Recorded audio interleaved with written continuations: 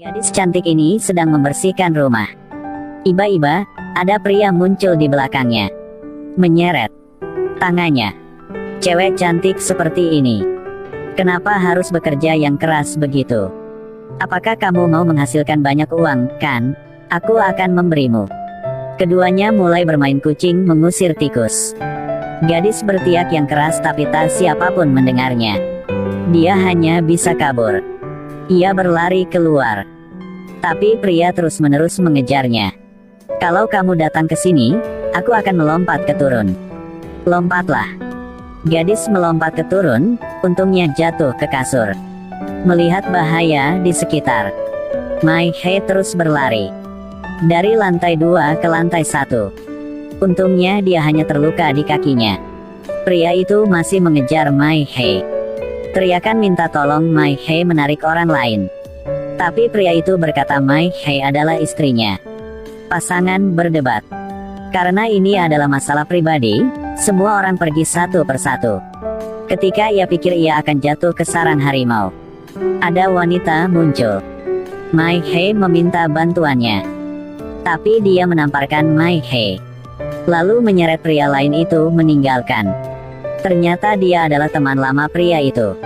Mai Hei adalah staf layanan di sebuah hotel. Pada waktu luang, dia bekerja sebagai pembantu. Ia pikir harus bekerja tanpa henti. Tapi tak disangka, Mai Hei bertemu cinta sejati dalam hidupnya. Suatu hari, Mai Hei pergi ke rumah seorang kaya untuk membersihkan seperti biasa. Tapi begitu dia tiba, sang induk semang membawakannya gaun untuk dipakai. Nyonya berkata hari ini adalah pertunangan putrinya. Tapi putrinya tidak ada di sini, jadi dia meminta Mai Hei membantu putrinya bertunangan dengan pria itu.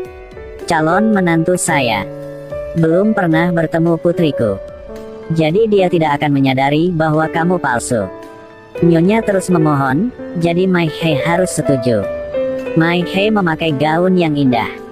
Dia belum pernah berada dalam situasi ini sebelumnya, jadi dia sangat gugup. Akankah Mai Hei menghindari tatapan tajam mempelai pria? Pasangan ini akan bertunangan. Tiba-tiba pengantin pria menyadari bahwa pengantin wanita itu palsu. Dia menemukan gadis ini sebagai pelayan hotel. Karena kemarin dia membersihkan kamar hotel untuknya. Tadi, Nyonya tiba-tiba memintanya untuk membantu pekerjaan part-time. Bertunangan dengan seorang pria muda kaya, mengganti putrinya. Ketika Mai Hei terekspos, dia panik. Tapi semuanya belum berhenti di sini. Keesokan harinya, Mai Hei pergi ke hotel untuk bersih-bersih seperti biasa. Keduanya bertemu lagi. Apakah kemarin kamu datang ke pertunanganku? Apakah kamu sedang bermimpi? Pria kaya tidak marah. Apalagi dia telah jatuh cinta padanya, jadi kemarin Hao Tin menghilangkan dokumen penting. Tapi Mai Hei tidak panik sama sekali. Dia mengajak Hao Tin untuk memeriksa kamera hotel, lalu menemukan dokumen yang dibuang ke tempat sampah. Hao Tin memberikan uang kepada Mai Hei untuk mengungkapkan rasa terima kasihnya. Tapi Mai Hei tak menerima.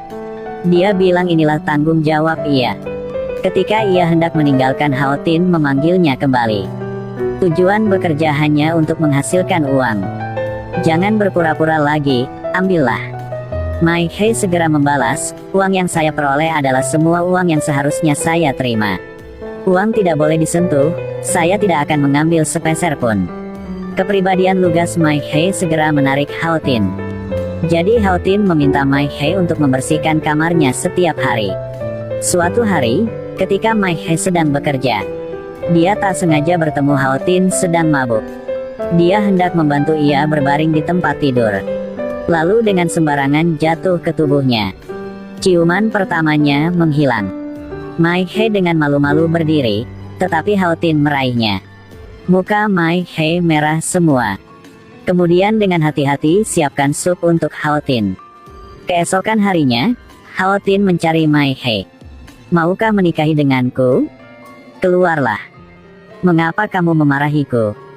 Mengapa kamu menyentuhku? Mai Hei menjatuhkan satu koin. Koin berguling di kaki Supercar. Lalu seorang gadis kaya turun dari mobil.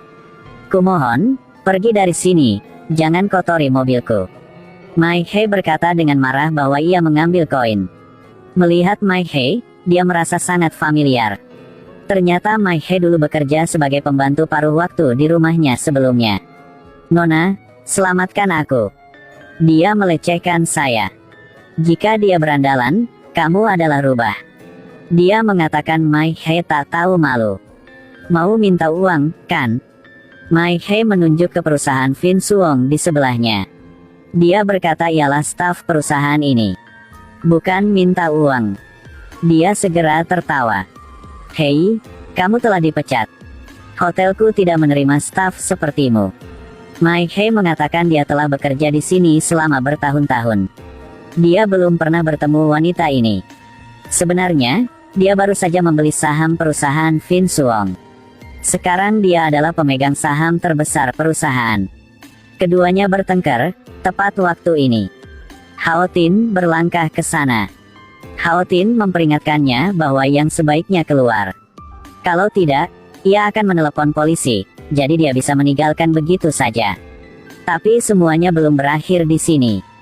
Ketika Hao Tin menggunakan hubungan untuk mencegahnya pinjaman banknya, membuatnya menjual saham.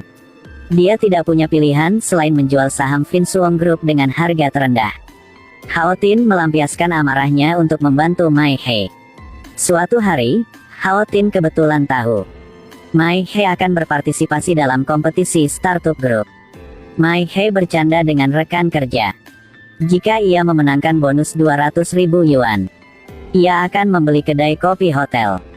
Hao Tin memberi dirinya suap untuk membuat Mai He memenangkan hadiah. Saat Mai He mau membeli kafe, lalu kakaknya tahu. Dia berpura-pura menyedihkan untuk mencuri 200.000 yuan dari Mai He. Pada saat ini, ada wanita sedang berkencan ayah Hao Tin. Reaksi macam apa yang akan diketahui Hao Tin? Taipan berusia 50 tahun itu membawa pulang pacar kecilnya. Siapa sangka putranya tak setuju. Jangan bilang ayah suka wanita jahat ini. Mengapa kamu menghina orang lain seperti itu? Hao Tin menyuruh ayahnya untuk menjauh dari wanita ini. Jika tidak, perusahaan akan bangkrut. Sebenarnya, Xiu Uyen adalah teman sekelas Hao Tin. Hao Tin tahu karakternya tidak stabil. Jiang Zifan mendengar putranya mengatakan itu dan sangat marah. Pacarnya bahkan tidak tahu bagaimana menjadi pemalu. Jangan salahkan anak itu. Zifan, duduklah. Hao Tin menyuruh Xiu Uyen jangan berpura-pura. Lalu menyeretnya keluar. Dia menyuruh Xiu Uyen keluar dari rumahnya. Xiu Uyen bersumpah untuk membuatnya menyesal.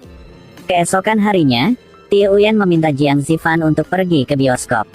Dia sengaja berpura-pura dekat dengan Jiang Zifan di bioskop. Lalu berfoto. Lalu posting di koran. Ketika Hao Tin melihatnya, dia sangat marah. Kemudian Xiu Uyen menerima pemberitahuan pecat dari perusahaan. Tapi semuanya diatur oleh Hao Tin agar Xiu Uyen meninggalkan Zifan. Tapi Xiu Uyen yang rakus tidak mau menyerah.